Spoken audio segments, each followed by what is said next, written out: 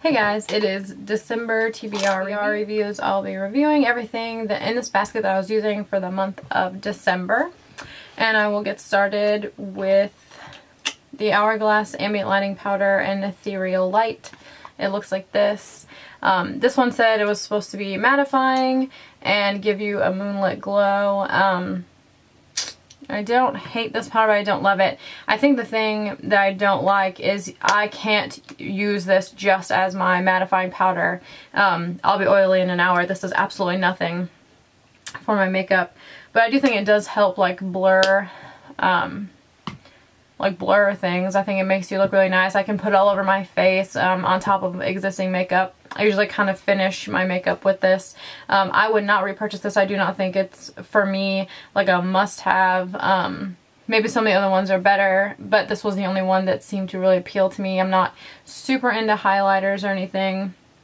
So yeah, I think I'll probably be passing on most of them. I don't hate it. It's just, what are these, like 45, 48 bucks? So it's just not worth it for me.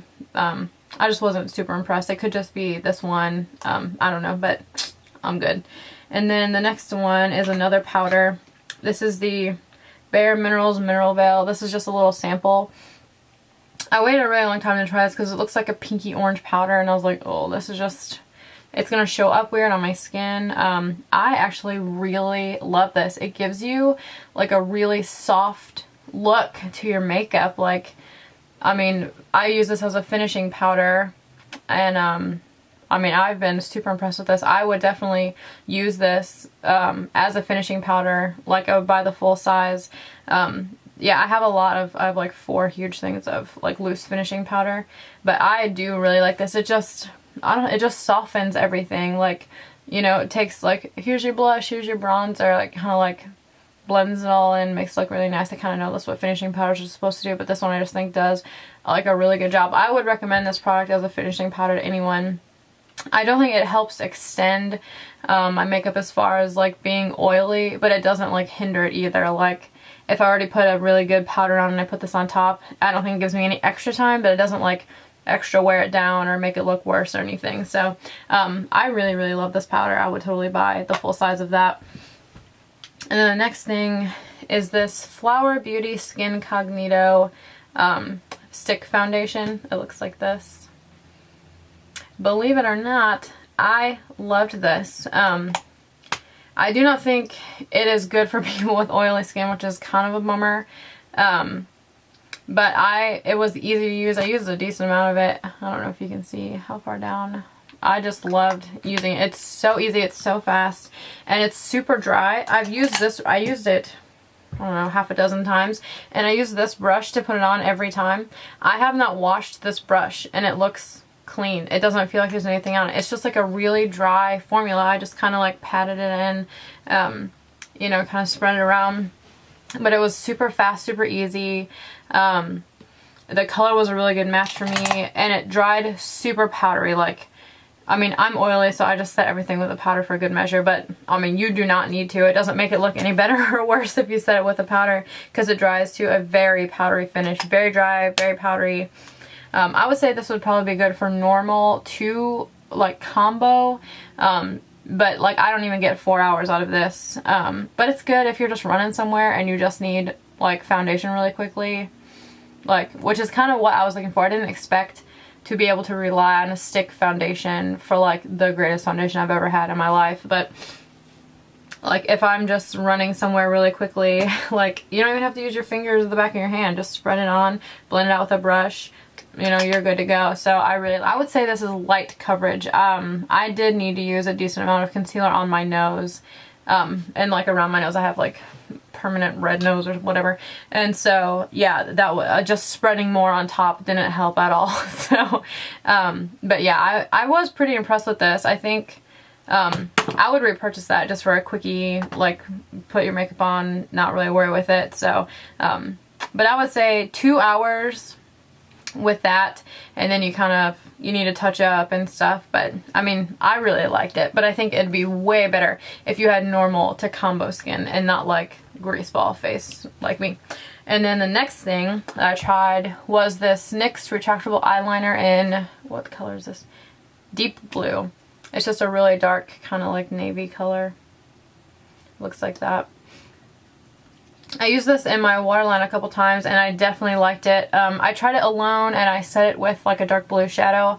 I liked it both ways. The only thing that I think is I feel like they wore off pretty quickly. They don't last any longer than the gel liner, that's for sure. And this was something that I probably should have brought with me in my bag for touch-ups because I didn't feel like it lasted very long. It says it's waterproof, but I just don't know if I think that's true. You know, it just didn't really last that long on me. I like the color. It goes on really nice. It's kind of like a dry but creamy formula, so I felt like it would probably last a while. That's my only beef though. Like, it's a really good liner. It just didn't last like a super long time. But if you bring it with you, you can touch it up and it's not really that big of a deal. But yeah, I did like this, and I liked blue liner with a couple different looks. And so yeah, that was kind of fun to try out. Not crazy. And then the very last thing was this e.l.f. Shimmering Facial Whip.